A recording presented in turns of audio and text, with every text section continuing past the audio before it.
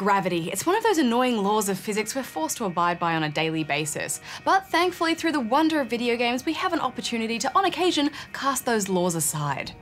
The new Vita title Gravity Rush will see you take the role of a young girl called Kat, who has lost her memory. But when visited by a mysterious black cat, she discovers that she has the ability to control gravity.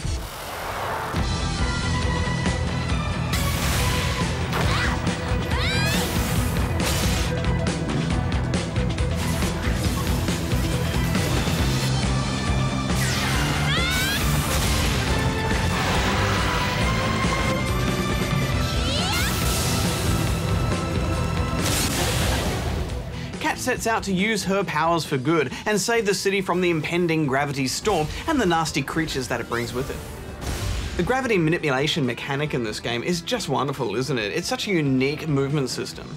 Hitting right bumper will send Kat floating into the air, and hitting it again will see her hurtling through the air in whichever direction you aim the reticule. I love how she's just haphazardly flung in that direction too. It's the furthest thing from graceful, despite feeling wonderfully intuitive to do. It's brilliant because you can simulate the motion of flying, but it isn't that simple to do. Controlling the direction of gravity means you can get quite turned around, and you only have a limited time before you'll fall hurtling in the direction of the Earth's natural gravity again, whichever way that is. She usually just hits the ground, especially if you're coming at it with speed. Yeah, it's quite disorientating, flying and leaping about the place, isn't it? You do get used to it over time, though. Yeah, I mean, you get the sense that she's able to manipulate the space around her, but she doesn't quite have control over it. Navigating the large open world is enjoyable because you can partly do it through this gravity flying, or by your own kind of parkour along the sides or underneath of buildings. The best and most addictive part of this open world are searching for all of those purple crystals everywhere to upgrade your abilities.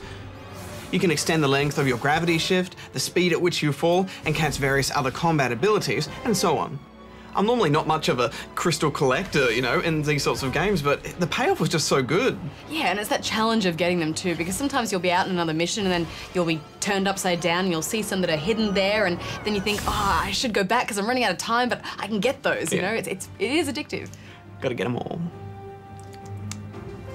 And going for those crystals is a really wonderful way to test your ability to make the most of that movement system, isn't it? And, you know, it's not easy. You've constantly got this thing of, I have no idea which way is up. Although a good way to check which way natural gravity is to check the direction that Kat's hair is falling.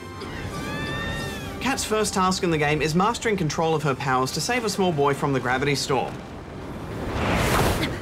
But she also spies another girl who seems to be just like her, so she's determined to uncover the secrets of her lost memories to find out more about who she is and where she came from. You'll embark on a series of story missions and side missions, and they're all quite enjoyable. Yeah, it puts a new spin on the old escort quest, doesn't it? Because by hitting circle, you can actually pull people into your gravitational field and just fly them to where they need to go. Yeah, the first time I accidentally took some people with me with my gravity leap, I was like, sorry guys. There are also some really great stealth missions that'll see you having to infiltrate areas undetected by walking along the sides of walls or underneath floating islands, and these were quite tricky. You always have that gravity power running down, and you can only refill it when you return to natural gravity for a moment. Combat is interesting, if a little simple. Kat uses a combination of kicks and slides, but she can also perform some pretty devastating gravity kicks by shifting gravity and then slamming herself into an enemy. It's a little fiddly swiping the touchscreen to dodge, but you do get the hang of it eventually. Yeah, I thought the touchscreen elements were actually implemented just enough. I mean, touching the bottom corners of the screen to slide down a pillar or the side of a building was really elegant, and then you just tip the device to change direction. Yeah, normally I hate the gyroscopic stuff because it just feels really tacked on or gimmicky, but it was just the right amount, wasn't it? Absolutely. And how good were those beautiful little comic strip cutscenes, Barjo? I savoured every one of them. It's wonderfully artistic design and reinforced the idea that Kat is some kind of lost superhero. If I had one major criticism though, it would be the enemies because they're not very interesting and they're quite predictable. Yeah, they're kind of reminiscent of those little heartless things from the Kingdom Hearts games, weren't they? I guess how you fight them really depends on how many points you put into upgrading your combat abilities.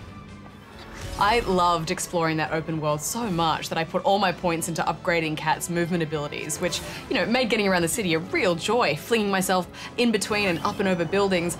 But, you know, when it came to fighting enemies, the fights took a little bit too long and I struggled with some of the boss fights a bit.